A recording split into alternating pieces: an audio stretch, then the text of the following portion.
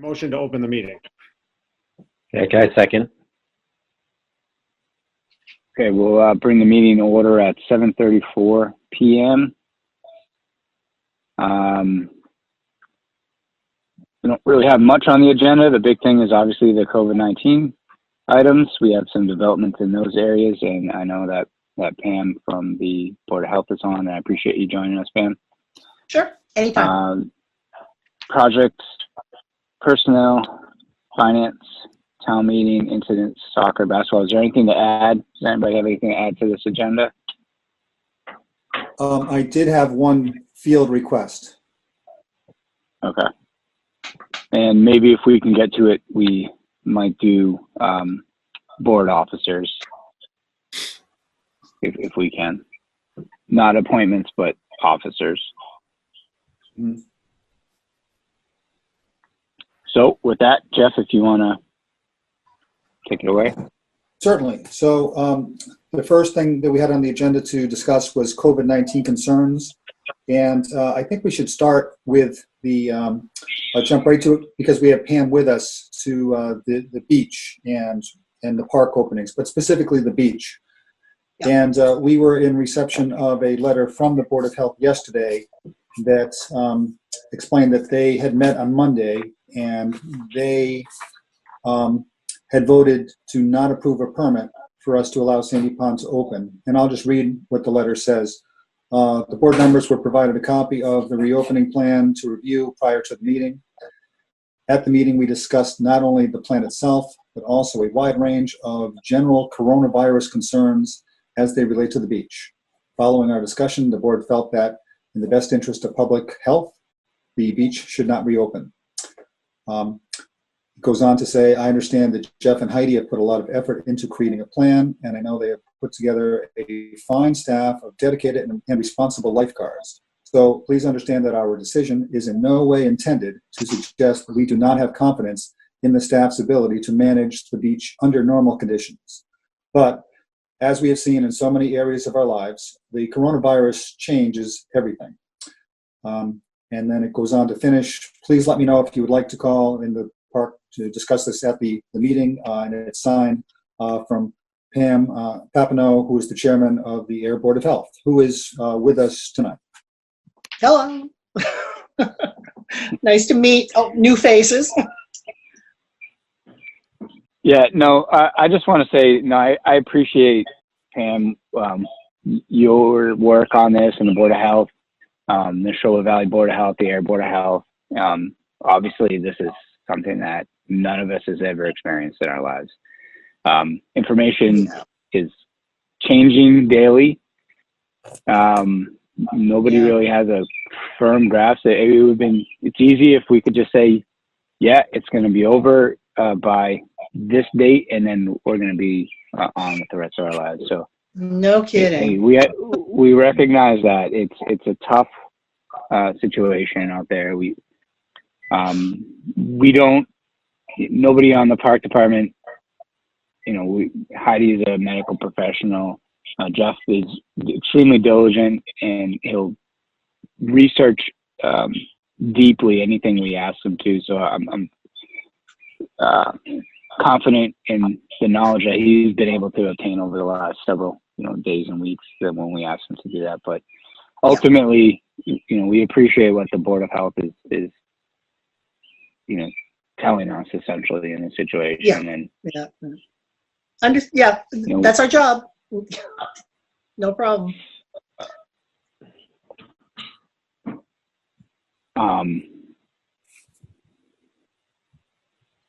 So I don't know if we need to obviously have a vote on whether or not we're opening the beach if we're not going to have a permit on this. But Pam, I don't know if you wanted to give some information to us. I don't know if we're fully clear. Yeah, I'll give you a quick overview on this, because there have been a lot of, Jeff made an excellent point, there have been a lot of emails flying around and crossing one another on this. So, and Jeff, I apologize that I was not able to keep the promise that I made to you that we would not, as a board, make a decision on Monday night. But you know how once you get into a meeting and things just, it became very apparent to me that our board and our input from Neshoba just really was not going to be comfortable no matter what additional information they got. So, and I actually had to agree with that. I'm not blaming this decision on the other members in any way. This was a 3-0 vote with Bridget from Neshoba just serving as, in an advisory capacity to us. So she doesn't count as a vote, but she was also not in favor of opening. So what we came down to really was that it's such a small beach that's really where our concern was. And, we really only controlled the access to the swimming area. I know that there's been some thought of, do you want to open it as a park and run it under, like park recreation guidelines?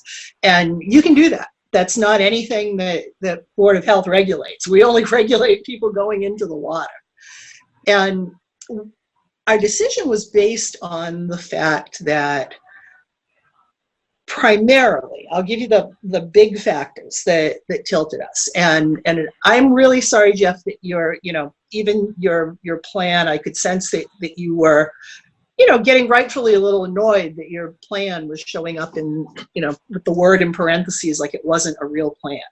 So I just want you and the rest of the Parks Department to know that that's not how the Board of Health took it. We understand that was your plan, and I believe that took a lot of work from both you and Heidi, and clearly you had done a lot of research, because a lot of the topics that were included in your plan, they match up really nicely to the regulations.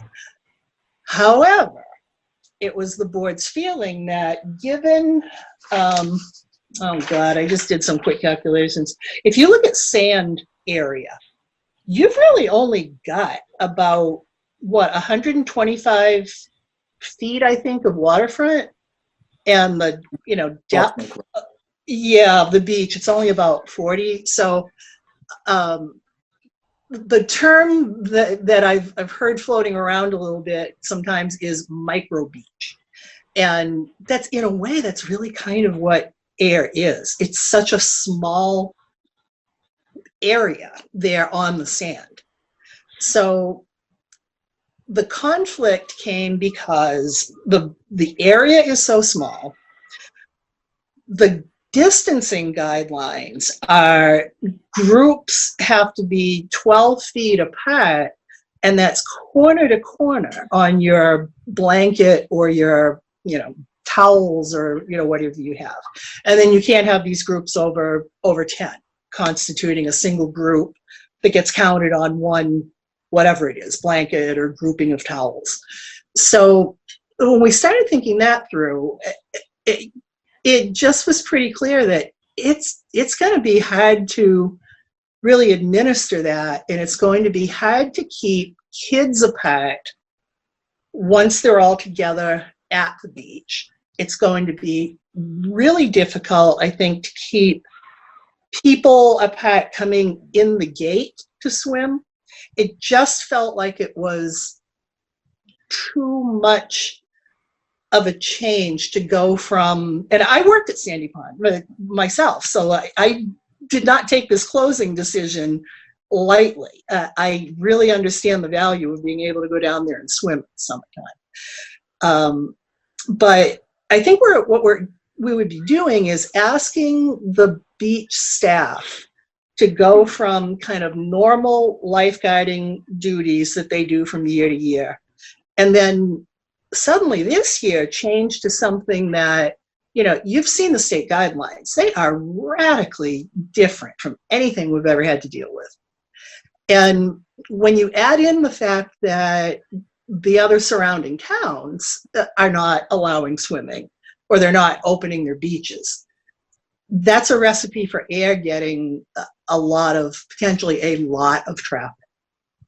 So that was the basis of our decision, was that as we talked this through, we realized that, unless you're either planning to add more staff to do monitoring in addition to the lifeguards, but, monitoring people in the changing rooms and the bathrooms, monitoring spacing of people and their blankets, it just didn't seem feasible to us. However, we can really only address that permit is only for the waterfront. So it's really up to the Parks Department what you want to do with the rest of that area. I believe it's open now, right? People are going in. Looks like the beach is kind of fenced off, but people can come into the park. So that all of that stuff falls under the guidelines that are coming out of oh my God, it's the Commonwealth Energy and Environmental Affairs is doing all the guidelines on beaches and workplaces and outdoor sports and that kind of thing. So you would just have to follow those guidelines. Okay, so I'm not sure that we're really going to be debating the question of the decision. Yeah, I understand. That would be up to the commission to do, but I did want to just put some points forward that one of the disappointments I did have was that we didn't have a chance to debate some of these points, and some of the points you brought up, I think we could have. For example, the number of staffing, we could have increased that. That's something we could have done to monitor. But we currently do actually have 2 people that would have been monitoring anyway. We would have had our gate attendant and an off-guard lifeguard that would have been there to do that. So those are something that we could have done and would have done. As far as like the waterfront area, the division of spots for that is something that we could have arranged. Most people don't sit on the beach. They actually sit in the grass. That's the more common place for people to go. So that wouldn't have been an issue. But again, most of these issues you brought up, I would have liked to have a chance to explain how I think we could have mitigated a lot of these potential problems. But again, it's something that I think is passed. The decision's been made. What I think the commission will need to do tonight is discuss any potential for keeping the park open, and if so, under what conditions. Yeah, absolutely. And I understand your disappointment. I really do. We looked at your plan and we definitely took the plan into consideration. So it's not that we disregarded it. It's just that we didn't feel like it met the bar. Let me just say, like, we had a long way to go with our plan, Jeff and Heidi. I don't think our plan was by any means finalized. We may think we could have done it all. I don't know that I was comfortable signing off on that plan in the end either. So, well, that will, that's a very good point. It needed a lot more detail to satisfy us, and I honestly didn't feel that it was fair to send you off on an errand of make this very, very detailed plan and procedures, and then still have it come to nothing. Yeah. I mean, Jeff, as you know, like, I've been working this every day for the last 2 months in my job, and I'm seeing the data myself. This isn't going to be easy. As far now, so okay, the beach for swimming won't open. I think that's probably a good thing. I don't know that we need to continue to beat that over. Yeah. Our heads anymore. I mean, it is what it is. Yeah. It's unfortunate, and we don't like it, but it is what it is. This is the time we live in. Yeah. Believe it or not, Board of Health doesn't like it either. We never like having to tell people you can't do something that you've always been able to do. Can I ask you a question though about what you were saying that the surrounding towns aren't opening? Because it was my understanding that Littleton is open with guards. Groton, I know, is revisiting their pool, and is it Lunenburg that's open? Yeah, we look at towns, and it's Harvard is doing, it appears to be kind of a, there's no lifeguards on duty, kind of swim at your own risk thing. Littleton, I had heard, might open. So that would be the one surrounding. Groton, I checked their website today and it still looks like they're closed, but you know, they have the, we will revisit this if new information becomes available, I think is what their website says. Which So is reasonable. let me ask you, if we get to, I don't know, July 21st, and COVID cases are on a severe decline, I mean, it doesn't seem like they're increasing or anything. Is there any way we can revisit this in the middle of the summer? What you would have to do is, PAC's department or commission, I'm not even, I want to make sure I'm using the right word, but your elected entity would have to request again from Board of Health that we revisit the permit. And you might have to ask Kayleen. I don't know if that means you need to submit a new permit or if you just need to submit something saying that you want to revisit it. And the things that could make us change our minds certainly is if this whole phase 2 thing, which is going to just started this past Monday, so it has to last at least 3 weeks. The earliest we could go into phase 3 is June 29th. So if we sail through phase 2 and things look wonderful, seeing as how we have a Republican governor, I would expect that maybe some of the rules would even change for phase 3, or maybe they'll delay doing phase 3 until a week or so into, you know, July, but then have a little bit more relaxed rules. It's so hard to predict. It's really going to have to be a relaxing of the guidelines that are coming out of the state Department of Public Health. Okay. Because then and I'm sorry, I don't mean to hijack your whole meeting here, but the other thing that I have to mention that was of concern to us is fire and police have been strangely silent on this topic.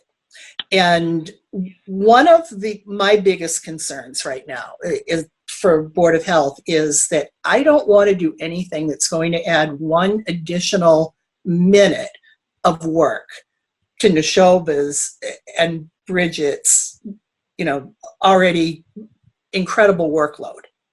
So we couldn't get into a situation where, you know, if we've issued a permit to open, you know, now Neshoba becomes kind of the arbiter of any disagreements about how the plan is being implemented and executed.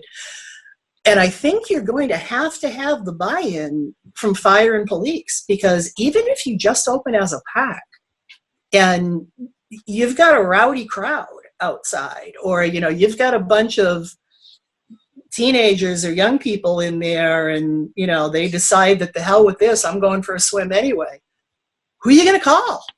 You got to make sure you get support from those guys. I absolutely agree with you. I think that's going to happen regardless. You know, people are going to show up whether we're open or not. Yep.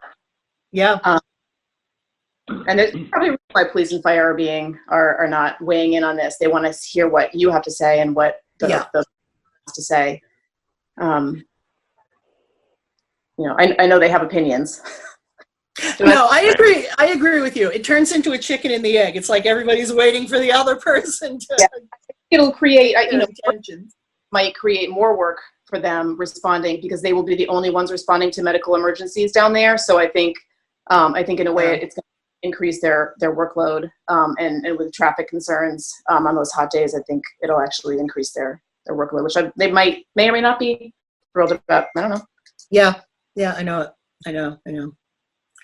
And then the very last thing, although this is not part of the Board of Health's, technically our responsibility to think about liability in terms of liability for the town and lawsuits. That's Robert, it's the town attorney weigh in on that sort of thing. But it did seem to us as a board, and I think it's something that you should also think about as a board as you decide what facilities and activities to reopen, that it's not going to take much for some adult or mother of a young person that gets COVID to come back and say, I was at this town event, I was on town property, I was led to believe that these activities were safe because the town was allowing them. So the whole liability thing, just talk to Robert, I guess, and make sure that we're really well covered on, from the town standpoint on liability. I can speak to that point. I actually met with Robert today on this. First of all, any town that's allowing people to swim at their own risk is certainly putting their own town at risk. That's something that our town attorney has weighed in on and has expressed to us that there's no way that we should ever allow swimming at your own risk. So that's where we've been standing on that for some time and are being adamant about that. As far as opening the beach facility up itself with well-signed, no swimming signs, a fence up in front of the waterfront, other signs that say no swimming with lifeguards on duty. And something I'm going to recommend is having a gate attendant on hand to explain to people that there's no swimming on duty and report to the police if anybody does attempt to do so, or at least to me. Then Robert's on board with that being something that he would endorse. Gotcha. Yeah.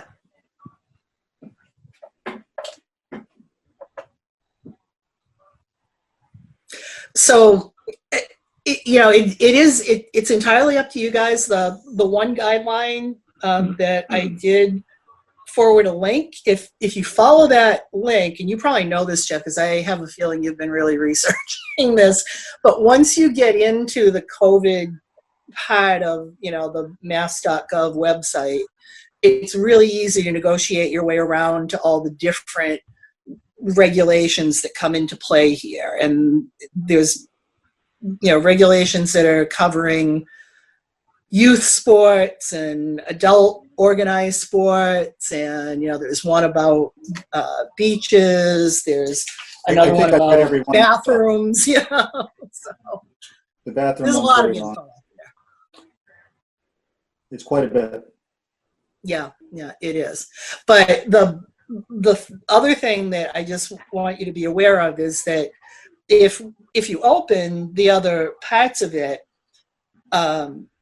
people aren't going to be able to call, Neshoba Board of Health like they would if they had a complaint about, a restaurant or the living conditions in their apartment, because anything other than the water is not a Board of Health issue. So any complaints that people have about social distancing, following procedures, those are all going to your department.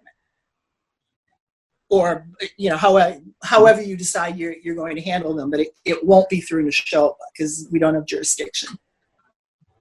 No, that's fair enough. It's a park just like Pony Park, and we would get things there too. Yeah, exactly. Yeah. So I think to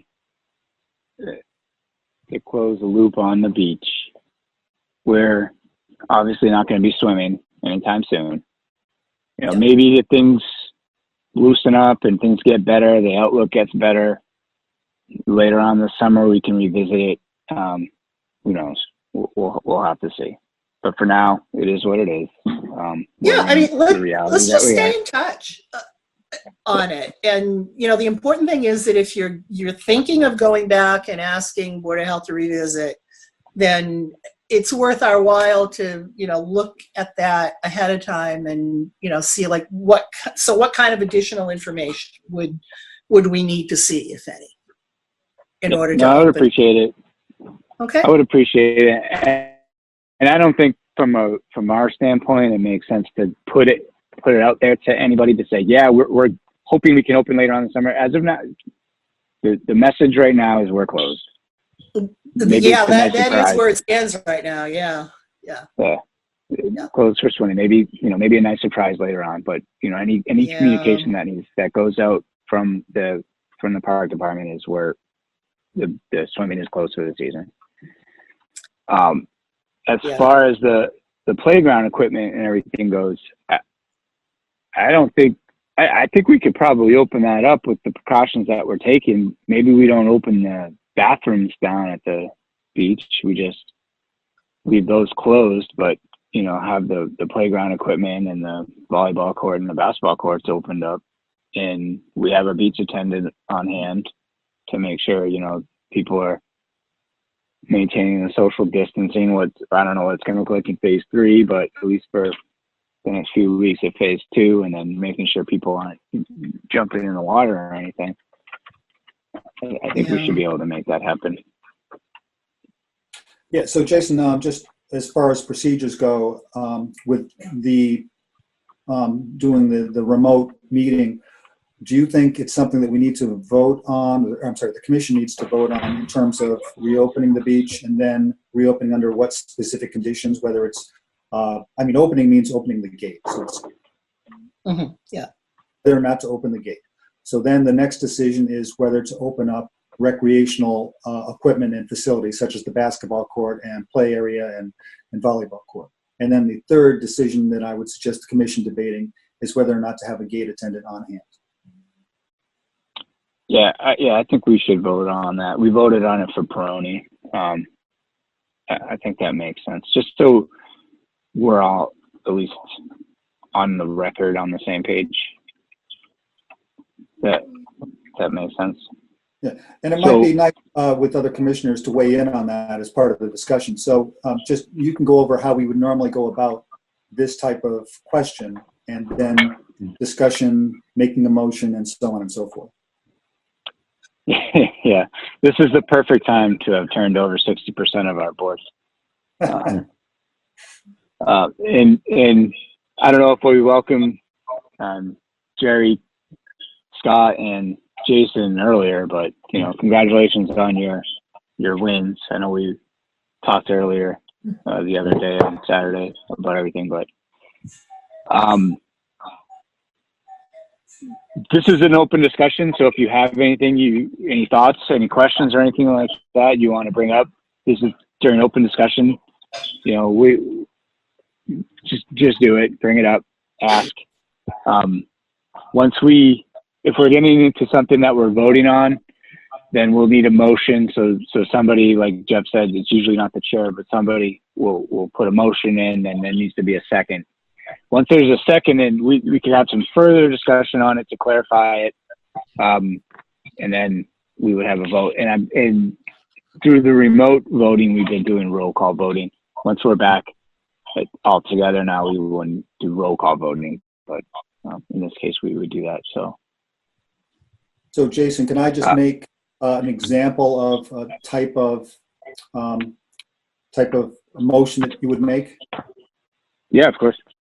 So for this particular case, commissioner could make a motion to the effect of, I make a motion that we open the beach under the conditions of no swimming, allow use of the recreation equipments, and hire a gate attendant to be on duty during those times. That would be a type of motion. Now, it doesn't have to be that motion. It could be a motion to not open the beach at all. It can be a motion to open the beach but not have a gate attendant on hand. It could be, anything. But that's what a commissioner will eventually want to make a motion or not, because there's no prerequisite of making a motion. But I highly recommend for the commission to do so one way or the other, so we can make an informed decision to the public. Yeah, and Jeff, I think it might be a good time if you want to go over what yours and Heidi's plans are for the beach park to reopen in that capacity. Well, I can offer. Go ahead, Jason. I just get a clarification on, I know that the gate is open and there's an attendant there now, but can we also get Like just some clarification on exactly what our state is like currently? Like what is open at the park and stuff like that? Certainly. So based on the commission's decisions on the last meeting, and this was just as the governor allowed opening of park facilities in phase one, it was allowed to open up the beach facility and the parks, but the beach was specific because it was still being treated as a waterfront facility. And because of that, recreation aspects of waterfront facilities were required to be closed off. So that's why currently the basketball court is fenced off, the play area is fenced off, and the volleyball court isn't fenced off, but there's no volleyball net up yet. Also, the picnic tables are put off to the side for the same reason.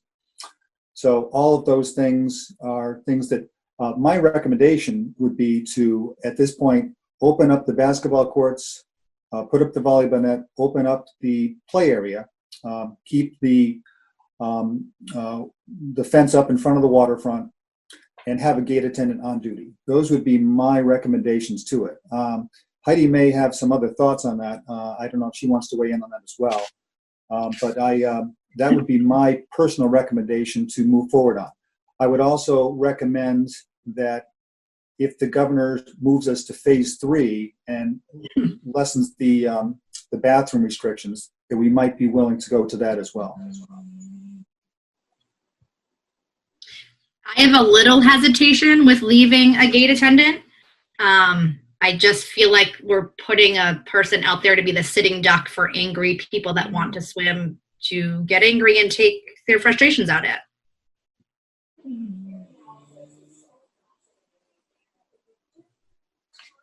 That's a good point, Sarah. Who is the designated gate attendant going to be? And is it somebody that can handle that? We currently have 2 main people who are gate attendants last year who are returning. They are both, I've talked to them in depth about any concerns they have about what Sarah had brought up. They currently do not. We also have 2 lifeguards who have been doing some of the weekend shifts as well, and they also feel that it's something that they can deal with.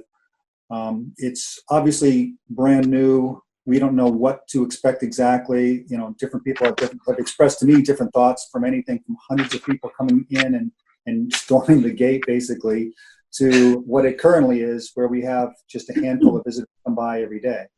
I think that once it's established and clear that swimming is not allowed, it's going to be something that people are going to know and not attempt to try. If anyone tries to swim, it's just like the same as if somebody tried to swim during our off hours. I would be called down. I would confront the person. If they didn't immediately leave, then we would call the police. It happens very rarely, but most people seem to be abiding of our swimming rules, because we don't allow swimming after 6 o'clock. I mean, after 7 o'clock. And there's plenty of people who would love to go swimming between 7 o'clock and 8:30.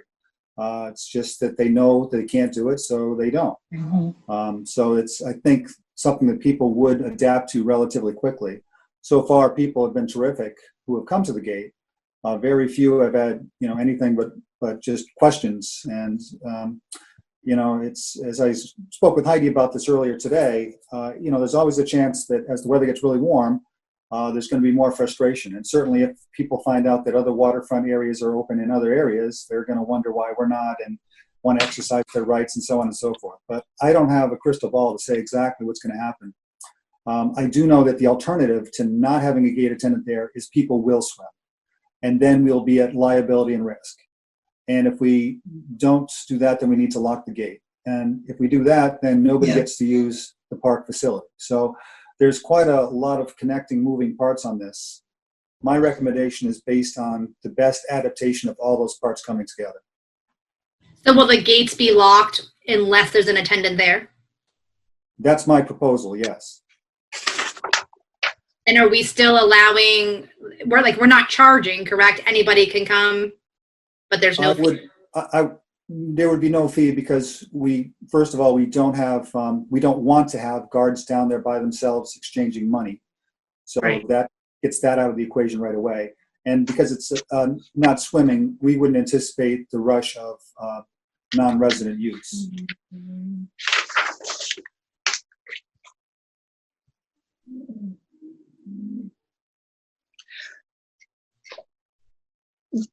Could I, through the chair, could I just make one comment for you to consider with the gate attendant?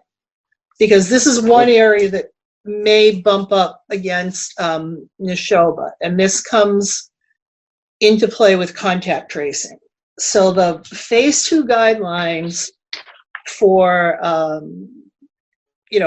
adult and child outdoor sports and that sort of thing does say under the operator guidance that you should keep a log of persons, name and phone number or name and email address, who remain on site for a sustained period of time, whatever that is, to facilitate contact tracing. And that includes staff, people that are there.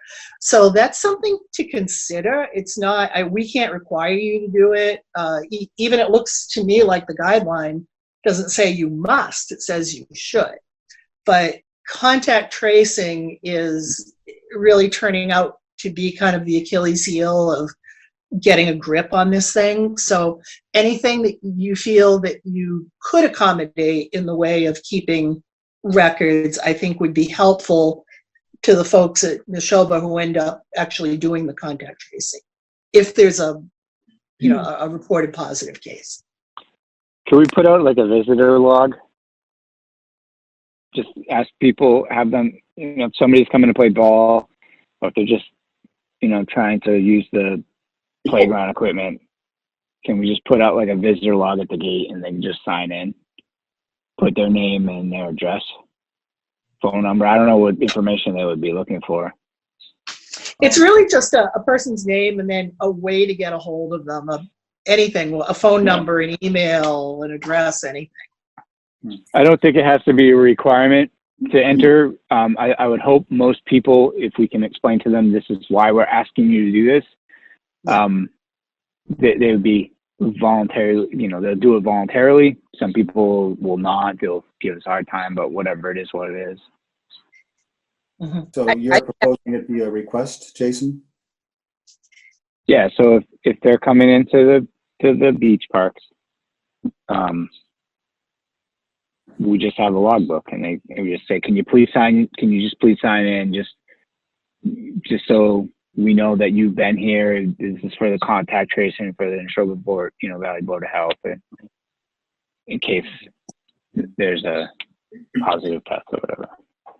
Yeah, a precedent analogous for this is, as most of you know, I'm an avid hiker, and if you hike in many of the main trails of the White Mountains, they have a log entry for you to sign into in case something happens. Then you have a log of your entry, but it is a voluntary thing to do as well. Yeah, But is that a standard procedure that other towns are using? I just don't feel like that's an appropriate use of a gate attendant. It doesn't seem to fall under their jurisdiction necessarily of a board of health. What else?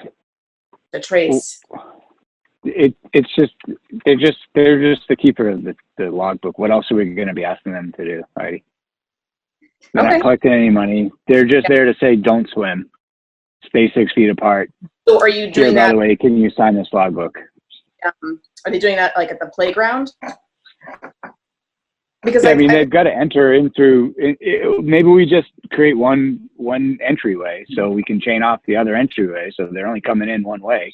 Like at Peroni Park, do you have logbooks at the other parks? No, so why of course. Well, right. So kids are going like to Peroni Park to the playground there, where they're going to be in close proximity to each other, where there's just as much of a chance to affect something. Sure is. Doing it there. Sports, I guess, are different because you have a list of the people who are signed up for sports. Mm-hmm. I guess the difference is, Heidi, we actually have a person standing at the entryway, and we can do it a lot easier. So I don't see why we wouldn't. I don't know what the problem is of asking them to do that. Okay, no, just asking. Well, if it comes across I personally agree with Heidi in the sense that I think it's, I'm not sure what's coming out of it in terms of based on what you're asking people to do and give up their privacy and information and things like that. But if it's voluntary, I doubt it would be a problem. Yeah. If you just ask people to do it, and then if they don't want to do it, then they don't have to. But it helps them as much Yep. as it helps us. It gives them an opportunity for us to call them if we end up coming up with a case and somebody says, I got a case of, I was down at Prony or down at Sandy Pond Beach and I got this. And then we can contact them and say, oh, just so you know, we had this. So that's one of those Yep. things that, you know, could be beneficial in that sense. But I think it's, I think it plays better as a voluntary thing than a requirement. Yeah, Absolutely. Unless the state Right. does, Yeah. I don't believe they do. Because if they do, then there's no way we can do it at Prony Park. That's not even a remote possibility. Be too hard. And it would be voluntary. I mean, like I said, it's, can you please sign in just so we know for contact tracing? If you I don't, mean, I think some people would say, so I'm going to grab this pen somebody else grabbed. And Good point. Yeah. I'm just saying, you know, it's just, I know that'll be a comment. So and again, I'm not saying that I disagree with it, but it's kind of funny that, you know, what people will come up with. You can always disinfect Right. the pen. sure.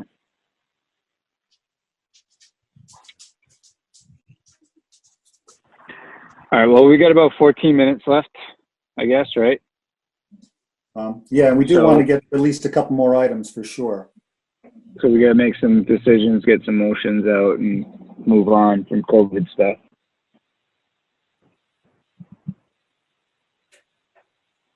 So if you're done with COVID, do you want to dispense with me? It doesn't matter. I'll stay or go. It's up to you. I think we can let you go, Pam. Thank you very much.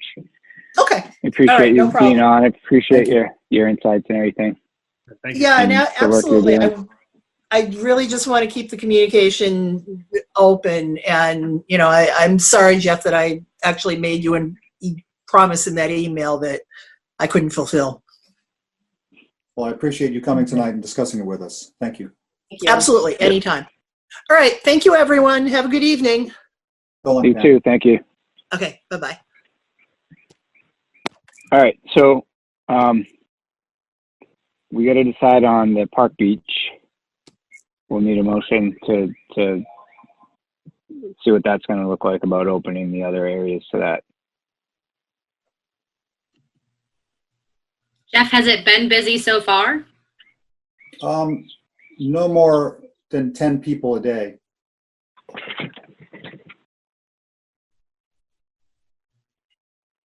I only that's- asked That's Wonder- people actually staying. We've had you know, quite a People few stop more that by. have come by and asked. yeah. I just wonder if it's worth all the work to open it where Prony is already open and it has the fields and basketball courts there. I find that if we opened up the recreational sections of it, then there would be a greater draw and interest of residents in that area, especially children who ride their bikes and walk there. I think that there would be some use, and valuable use, requested use that we've had actually.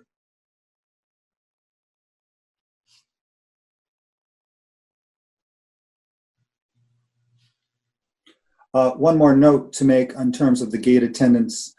It was my intention as part of my proposal that while if the commission would choose to want to have them at the table at all times to do things, based on how much was going on, if it stays what it is, what we currently have them doing is some projects that are either something we have been wanting to do or even long overdue. These projects include painting the external and internal parts of the building. If any of you have gone by, you might have noticed we've done some landscape work by the flagpole. The gate attendants are currently doing some work along the side to make a perennial garden along the side fence, looking at the water to the left. So there's a number of projects that I would propose that they also do as part of their time down there, depending again upon what kind of activity we have. If it's what we currently have, then it would be good to have them there for that reason. If we have a lot of activity, it would be good to have somebody there at the gate watching the thing. So in either case, I think it's valuable to have an attendant on hand.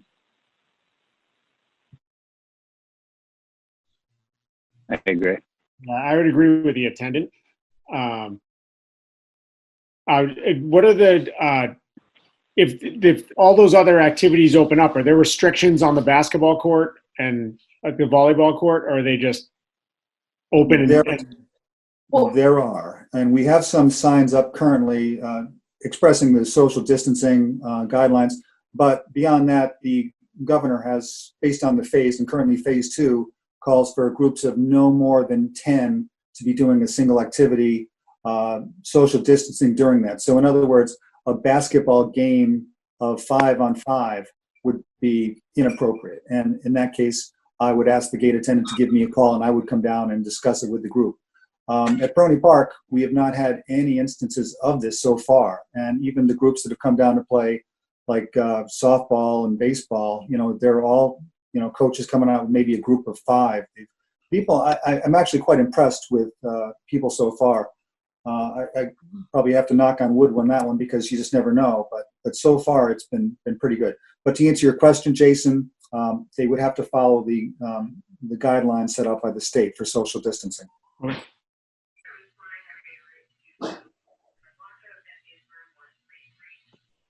And I'm assuming we wouldn't be lending out our basketballs and things like that. And it still falls on the gate attendant to go and sort of monitor that.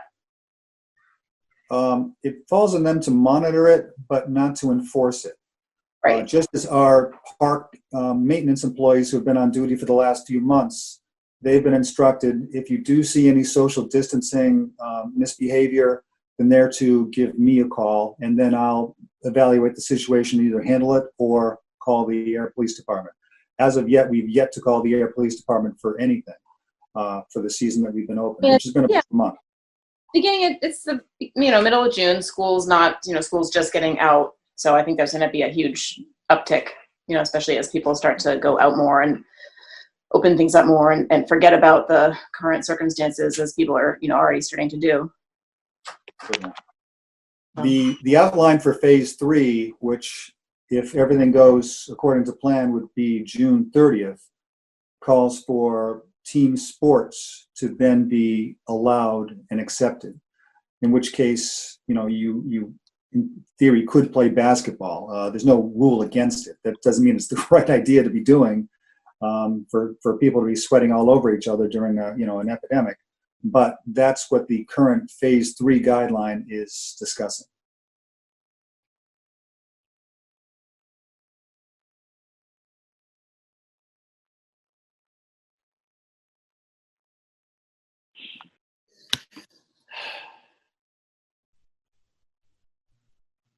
So what do we want to do?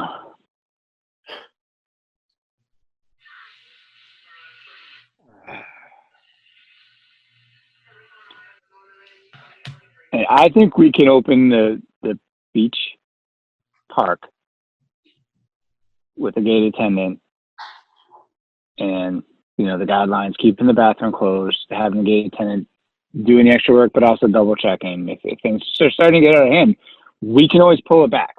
We can always shut it down.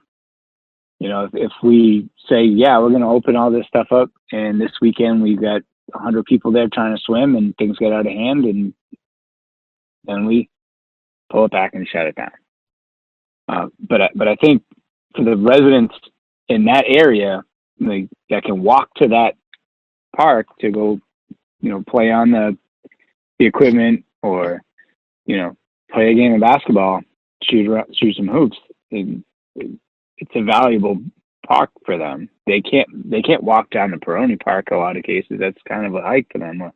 They'd have to drive. So, we'd be shutting down that aspect. And we've always talked about how we want to create more of those spaces in town, and we'd be taking one of those spaces away. So that's just my thought on it. So I would motion to open the park with an attendant. And I would ask that you either state with recreation areas open or with their with the recreation areas recreation, closed. like the park without the beach. Yeah. So I motion that the park opens with recreation and an attendant. I'll second. Is there any further discussion on it? Are we leaving the fence up across the waterfront? That is the proposal that I put out there, was to leave the we call it the goose fence, leave the goose fence up at all times, and the two no swimming signs that we just created. Yeah, I'm not sure if all the commissioners have seen that, but they're pretty loud and clear as well.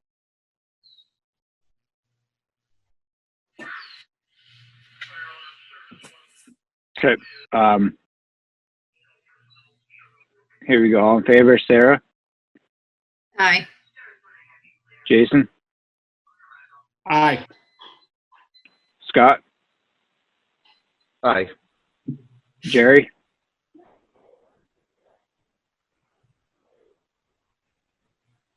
You still with us?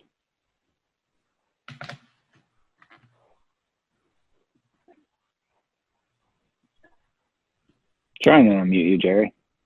Sorry, guys. I was on. Aye. And I'm an aye as well. All right, thank you. All right.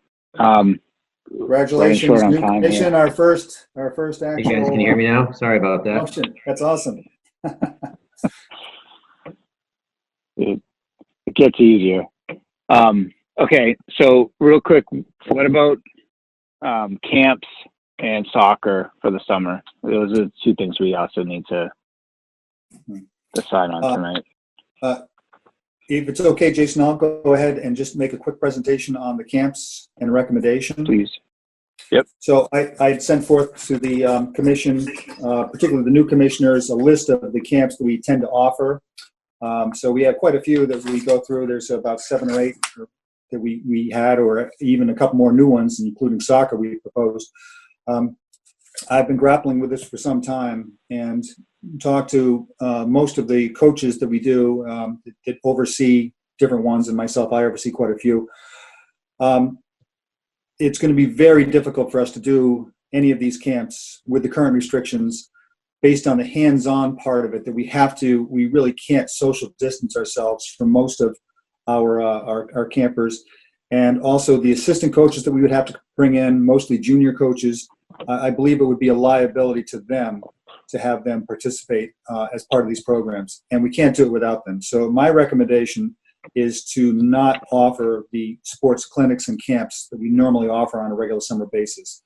I would also add to that I would be open to putting together something later in the summer if conditions change and allow us to do something like on a Tuesday night have a baseball night, or a Saturday night or Saturday afternoon have a basketball group, or different things that we might be able to do depending on the volunteer base we could drum up. Those things are things we could put together relatively quickly, and also I would say with no fee. And it would just be a matter of getting an on-site registration form signed and things like that to do. Mm-hmm. But these camps and clinics, we need some run time to get them going. We need, to get a registration out, get the stuff together. It takes a lot of planning to do. Some of them, we simply can't do unless, we do outdoors. So camps like the basketball ones, which are our most popular probably, they'd be very difficult to do anyway. Because we can't use the school facilities at this time. So there's a number of obstacles that I think that it goes beyond what we had at the beach in terms of being able to do it. So my recommendation is to not have the sports camps this year.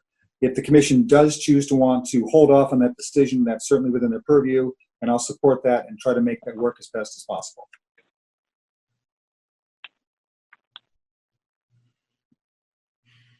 I think that sounds about right. And we don't have to put out that we hope to offer anything later on. Like we said about the beach, the message is they're canceled, and then if we revisit it later, if we can revisit it later, we do. What's everybody else think? I agree with what Jeff said.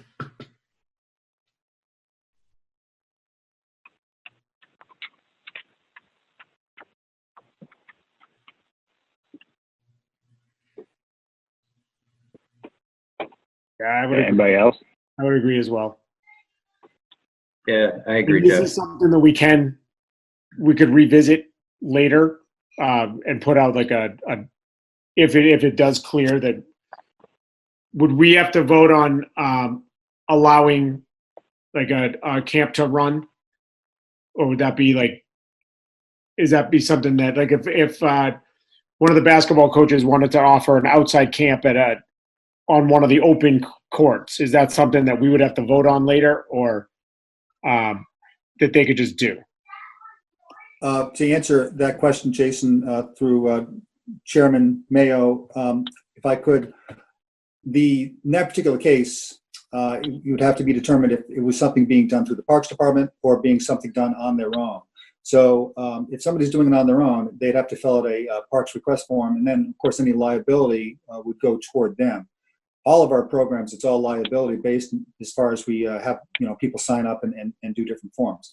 So they could do something through the Parks Department if they established something with us, and then we set up something for them to do, to have it done. So you probably could do both. My recommendation would be just, as a coach, you would just have them come down. If it's through like Air Youth Basketball, we keep registered players from Air Youth Basketball registered through the year technically.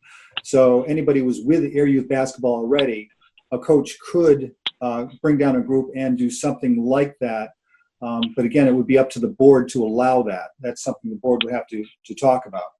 I don't mean to talk in circles, but with the COVID stuff, it's really hard to say, what is allowable and what is not. In a normal situation, yes, they could do that, but generally it would be on their own liability. I think what we can do is designate a board member to make a decision on that, because it'll probably be before our next meeting, whether or not we can get out there. I mean, it could be as early as the second week of July, right? And in that case, if we could either throw together an emergency meeting or designate a commissioner to sort of authorize it, or work with the park director to get it off the ground. Yeah, I would like to make an announcement about the clinics and camps, though, specifically to those who had participated in them last year, and give an update of where that status is. That if we're not going to have them, and then if you wanted an addendum to that, that we're going to potentially offer something down the road if conditions allow. I wouldn't say that second part. I would only say that the camps and clinics are canceled. Okay. It's better to under-promise and over-deliver than over-promise and under-deliver. Is that Ben Franklin? I don't know. I'm not sure, Jason, if this is something that needs a motion to go through. I believe it does, though. We technically haven't offered these camps yet this year, so they're not being canceled. It's just something we generally do each year. Right. Well, I mean, it's not going to hurt. So we'll take a motion to decide on the camps. If anybody wants to make one. Yeah, I motion to keep the camps closed now and decide the future of reopen them at a later date, based on regulations from the government. Okay. The only thing I would add to that is whatever communication goes out, I think we're canceling the camps, and if we have something in a later day, it's not going to be in a camp or clinic format. It's going to be something like totally different. So I think the motion is to just cancel the camps at this point.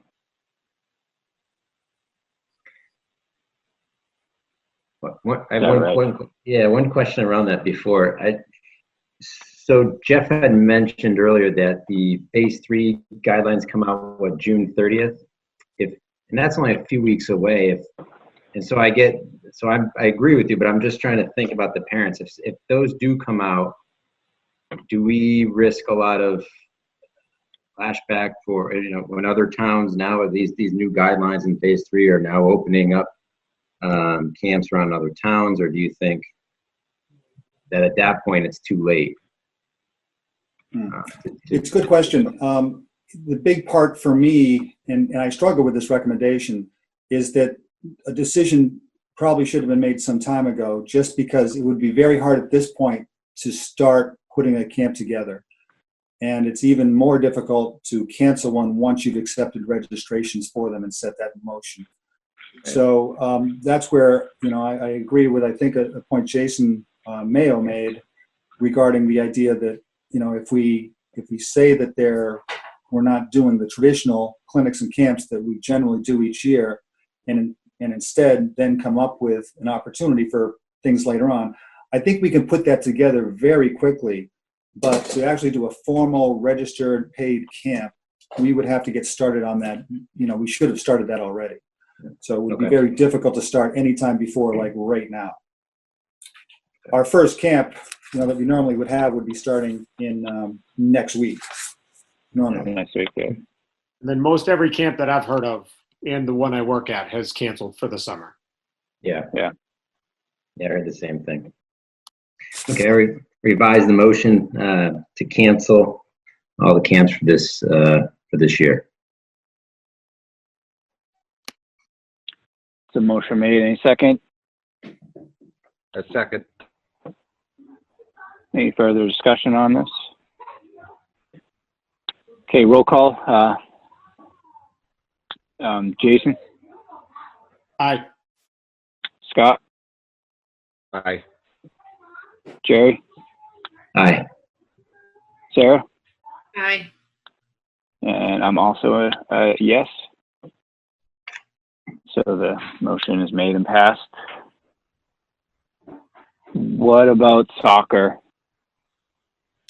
I am kind of torn and was going to ask you guys' opinion tonight. And then my next step was I drafted an email today to reach out to coaches. We initially asked parents whether they wanted an immediate refund or if they wanted to wait and try to have a season later in the summer.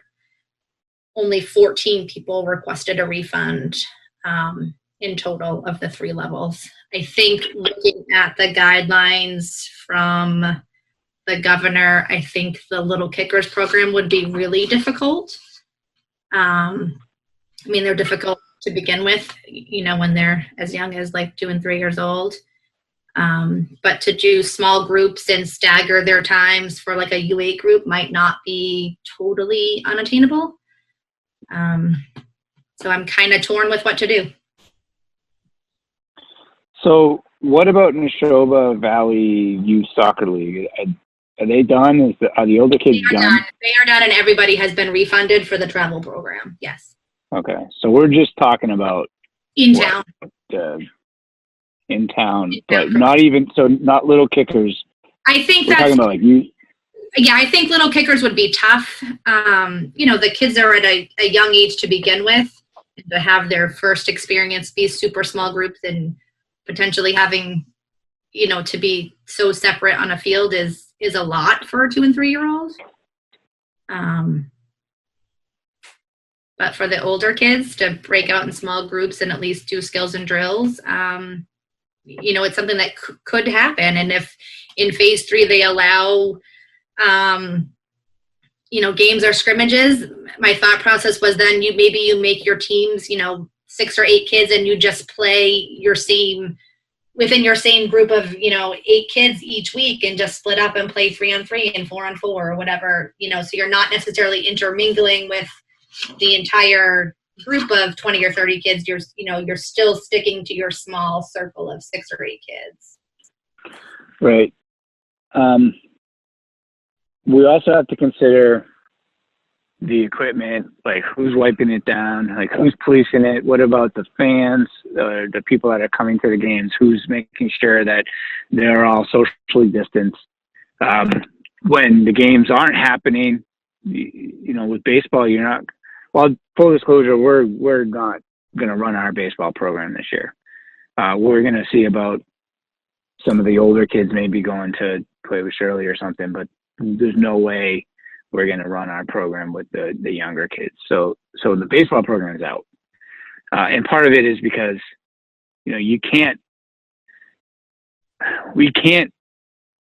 it's going to be so hard to make sure that all of these items are being adhered to. But also, and, actually this is Jason's point from our baseball meeting. It's if they get what's it going to look like if they're going to have to wear masks on the bench and stay away from their friends, and what's it going to look like is going to be fun for them? I don't know. So it might be pretty tough to put on something like formal at those levels. It'd be easier for the older kids, but for the younger kids, that's going to be a struggle.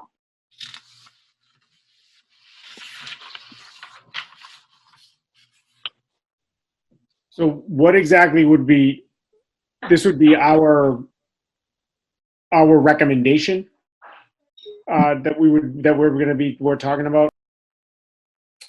Jason, just to clarify, the soccer U4, U6, and U8 program that is being debated is a program run through the Parks Department. So the Parks Department would need to make a decision to either continue, with those current registrants that we have for the spring season, to offer them something in the summer instead of that, or to say that the program is out, refund their money, and then, there could be a potential to offer something later in the summer informally. Those would be the two different options available. Some sub options in that also exist. In the conversations I've had with Sarah, I'm in total agreement with her. The U4 is much harder to manage. Probably the most heartbreaking decision to pull out on is the U8 group, which happens to be on their last year in the spring, and then they go to the travel level. So it's not to say that the travel level isn't great. In fact, in a lot of ways, it's so much better. But at the same time, for a lot of kids, that's their last stop at soccer. That's kind of their final frontier, and they really don't want to start traveling and doing stuff like that. So it would be a shame that they wouldn't have anything. So I do see the desire to want to hold on to that, at least that part of the program, the U8 program, if possible. It's certainly, in my opinion, something you could do is, if we get to phase 3, have a soccer night. They normally meet on Thursday nights anyway, and set something like that up. Again, it's based on volunteers and things like that. But as Sarah said, I'm in agreement with her. I'm very torn on this. It's based on volunteers, but it's also based on being able to meet all the criteria, being able to meet the criteria of if you look at the criteria, it almost put the onus on the organizers to provide masks and provide sanitizing equipment, sanitizing solutions and products, and be sure that all of these things are done, right? It's a lot to ask. Are we going to be able to do that? And we're not only the organizer, but we're also the facility owner too. There's a lot of guidelines in there that we need to make sure that we can meet as the facility owner too. So yeah, I'm not trying to be this negative person and say, yeah, we can't, because I always think you can, but we just need to make sure that we absolutely can in this situation. This isn't just like, okay, we're going to run it out and maybe there's a thunderstorm later on and we get caught and we have to, duck for cover. No, this is a global pandemic, and we need to make sure that we can meet all of the criteria, and we need to make sure that we have support to meet all that criteria. So every one of those parents that are going to send their kids out there need to be able to cooperate in this. They need to be checking their kids for symptoms.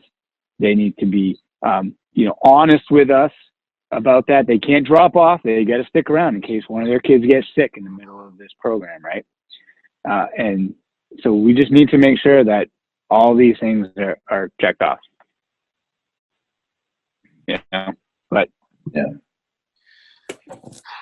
Another deterring factor to this, to having any organized programs down there like that, especially for young children, is that we don't currently have any bathrooms available. So that's another side issue. When we get to phase 3, that very well might be something that the commission might want to consider reopening. But that is one of the factors as well. So what would a soccer season look like? Like if we offer this, what would the schedule, what would we be offering, I guess? For phase 2, we're only allowed to do like skills and drills, non-contact drills. Phase 3 would potentially open up to like inter-team scrimmages or games if they if they went even further. So phase 2 is less than 10 people. Everyone has to, well, not the players so much, but parents have to social distance. Does everybody have to wear, all ages have to wear masks?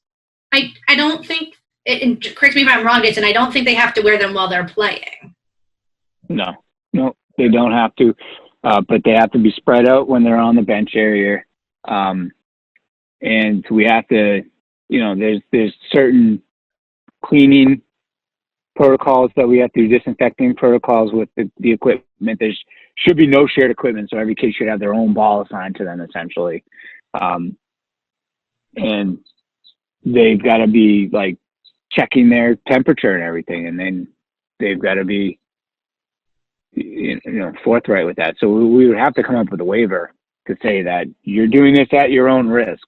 You're assuring us that you're self-monitoring yourself and your children and your family at home. And if anybody if your child or you or anybody in your family is exhibiting these symptoms, you're not going to bring them to the field. So, we've got to get that. I mean, look, with the younger kids, it's going to be nearly impossible to keep them away from each other. I would agree, Jason, with your point about, for liability's sake, that we would have to either re-register or get an addendum added to that current registration for them to sign off on the COVID part of it. Correct. We're doing the same thing for camp this summer. When the kids come in, each day they have to bring a signed form that we have saying that them and no one in their household has the following symptoms. Yeah, I think that's a prerequisite with anything like this now. Yeah. And I guess my other question is, so this would just be rolling over the spring rec registration into a summer season. Correct. That we don't really know what it looks like. Would they? So they would essentially be still paying the same amount of money for an unknown season. Correct. Right now, only, like I said, only those 14 or so people have requested. Yeah. And that's, so it sounds like my concern, and this was my same concern with baseball too, is that I think, and I was guilty of this too. The first time I filled out the questionnaire form, I had visions of baseball, like just happening as it always has. And then as I attended meetings and we talked about the guidelines, it was like, well, wait a second, this is a different experience. So I don't know what I have concerns that a lot of those yeses are saying yes to soccer, and what they're going to come and see at the field is not going to be what they think. Right. We would obviously have to, put out the exact details of what it would look like and give people that final option. Well, can't we just, like with all of the other programs that we're sort of doing, just cancel it for now, refund everybody, and then if we can put together something informal later on, do the same with them. Whether it's like a week of practices in a modified camp in the evenings, or, a few weeks of couple modified practices sessions, a week or something.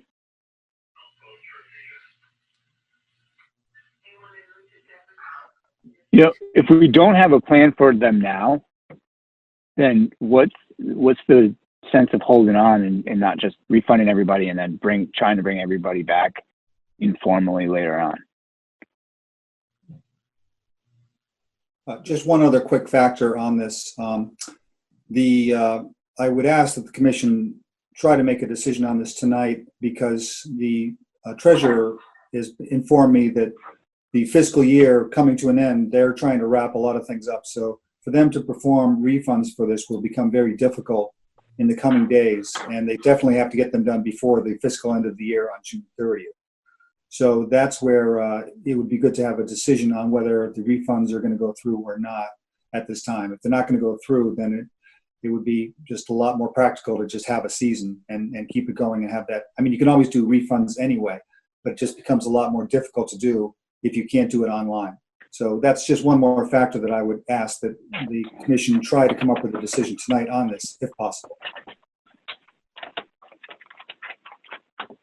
Jerry, any thoughts as a soccer coach? Yeah, and I was just thinking along those lines. I think it's going to be tough and difficult to get coaches to participate in a lot of those, especially at the younger level, that were really just coming out as a father or a mother to help out. They would probably be less likely. I think there's a lot of liability on them to execute these guidelines and to make sure that we're falling within them. And I think that's a lot to ask for them to do that. Just overall, very similar feeling as our discussion with baseball. Not as much equipment and stuff, but all the other stuff around liability and actually making this a safe and fun experience for them is just really difficult and maybe impossible at the younger ages, which I think everybody's mentioned. So I think it's just going to be hard, and it's as disappointing that is right now. There's just so much uncertainty around all of this that it's really tough to make these decisions, and just too much liability, I think, to have any type of organized season at this point, or to offer anything at this point. That's my feeling. So how burdensome, I guess, financially and whatever, would it be to do what, like Jason was saying, where we just kind of refund, say spring happened, and then if it does open, we collect fees for whatever we could offer? I mean, is that feasible? Yeah, I mean, I think it's easy to refund, and you would just have to open it back up online. And we have, like, that doesn't decimate the program or anything like that. Like, the refunds would go out, and that wouldn't be a problem. Correct. Okay. Yeah, I think we're pretty well in the black in that program to be able to sustain it. And Yeah. We could even do something informal in the summer without having to charge, just to throw it together. We would do like waivers probably, or do like an on-site, like Jeff was saying, an on-site registration where they just sign that they're, okay with being here. So I guess I motion to refund and, yeah, I guess I gotta stop at that.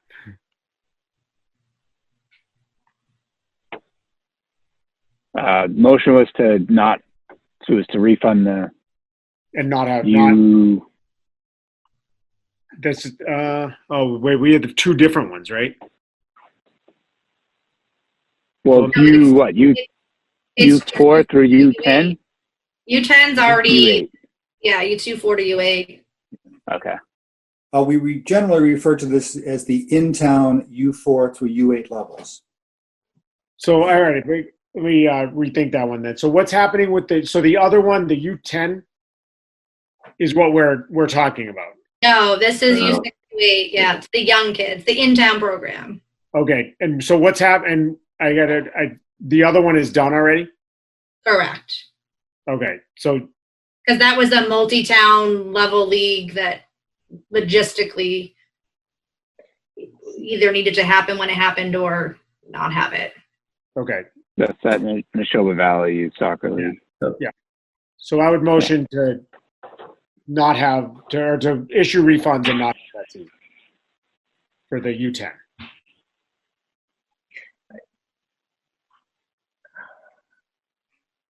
Okay, is any second to that motion? Well, I struggle with the U8. I think it's important that we just touch on that one, just for 1 minute on the U8. And Sarah, could I get Sarah's, take on U8 and Jason, and is there a way that we can make that a safe and enjoyable experience for that one level? Because that's kind of was a question in the very beginning of this. I think we all in agreement that we can't do it for the little kickers, U4, U6, but is, again, valuing that this is their last chance at the town level. Sarah, what is your thought on that? Yeah, I mean, I know. I struggle with that same thing, that these kids might not play again. Some of them won't go on to the travel league. I don't know. And would there be enough participation to have, to make it, there would need to be a lot of participation at that level, at that age group. Yeah, I mean, you'd have to have small teams, obviously, but I mean, I guess at that point you refund the money and just try to hold a U8 thing and not necessarily charge them. If wait till week 3 and run something for just those kids. Yeah. Look, I get what you're saying, but I mean, you get seniors graduating high school that didn't get to go to their senior prom. I mean, this is a weird year. So some UA kids, they don't play soccer in the spring. I don't know. I don't think I get what we're trying to do, what you're trying to say. But I think if we are able to offer something later on, I don't know that holding on to that notion and then not being able to do something is worth it. If we just cancel it across the board, and then if we can do something later on, do it without a charge, But either way, it's not going to be what it was going to be in the spring. There's that's out the door. There's no way we're going to be able to have a season like we would have been able to, like the regular spring season. I just worry about consistency. Yeah. Where if we, and I understand completely wanting to be able to offer something, but if we offer it for that level, then it opens up to questions, which, I mean, I think we could probably validly answer, but I think consistency is easier. That's where I'm coming from. Yeah, and it would be consistent with the same messaging around baseball as well. Yeah, you're right. Well, I would second the motion on the table. Is motion seconded? Is there any further discussion? Okay, all in favor? We'll go Scott. Aye. Jason. Aye. Jerry. Aye. Sarah. I'm going to abstain. Okay, fair enough. I vote aye. Yeah, I mean, it is what it is. Hopefully we can do something off the books later on. All right, so we're at an hour and a half. Jeff, is there anything that absolutely needs to get decided tonight beyond this stuff? No, we can take care of that. Just I can take through the chair. I can take care of that request and a few other things. Just a couple quick housekeeping things. We do have town meeting coming up on Monday. I sent out the 3 things that we have capital plan requests in for. So if you could review them, especially new commissioners, if you have any questions about them, feel free to contact me directly and we can go over them without having any other plan in place. through the meeting. I would suggest allowing me to represent the Parks Department if any questions come up for any of these proposals. And one final note, in speaking with the town manager, he is going to propose, based on the conditions of town meeting, which are going to be very obscure, that the budgets are going to be presented as is. In other words, not debatable for nitpicking, well, how come if you're not doing this, we need to take money out of the budget? So that is going to be proposed by them not to be part of the changes that can be proposed to town meeting. It's just the budget exists or it doesn't. So there's no real reason as of this point for us to change our budget based on anything we're doing with personnel at the beach, for example. But I still will be putting together for the commission what I expect we will have as a cost savings by not having lifeguards on duty, for your information.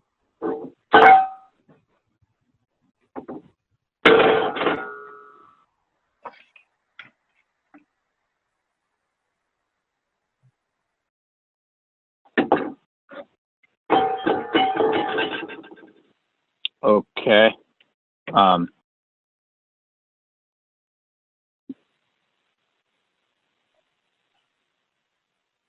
I'm sorry, I got distracted. I have a funny story about my distraction around here I'll share later, but I'm not going to do it on camera. I've got some weird stuff happening here, trust me. This remote meeting stuff is for the birds, but it's kind of early. So anyway, what I mentioned, Jason, is just some housekeeping stuff. So I think. Yeah, no, I heard everything. Yeah, no, please do be prepared to speak for us. I'll try to go. I don't know what it's going to look like. I'd rather not go to a place where there's a lot of other people, but we'll see what precautions they put into place for town meeting. Sorry. What else is there? For me, nothing that I can't take care of through the chair later on. Okay. As far as next meeting goes, do we want to try to get back onto the third Thursday of the month, or do we want to try to maybe still meet in the early part of July to see where we're at with programs? Maybe we should probably meet early July, and then maybe into the fall we can get back on the third Thursday. Just because we'll get the new guidelines for phase 3, we'll be able to see what we can do for any like ad hoc programs or any informal programs at that point. So it might be good. And we don't have to pick the date tonight. The 4th is a Saturday, so that's kind of good. So I would imagine we'd stay away from the 3rd. That's usually like the observation holiday. So maybe the 1st or the 2nd of July, or even like Monday the 6th. Does that make sense for everybody? Yep. Makes sense. Okay. Jeff, what do you think? Are you going away that week? I'll make it work, and then I will check with the town administrator, town manager. I'm sorry, his assistant, to verify that date's available. I mean, it could be any one of those dates. It doesn't exactly have to be. I just think that's probably, and we could even do the 30th or the 29th. But I think if we're going to try to do some things in phase 3 to make up for what we've canceled now, then it might be good to meet as early as we can in July, hopefully knowing what the phase 3 guidelines are, and to be able to see what we can put together. Jeff, starting in July, I know some of the times are kind of haywire with the remote stuff, but I'll be back to work, so I won't be available before 6 every night. Yeah, maybe we might be back in the meeting room by then, right? Yes, and the town has relaxed its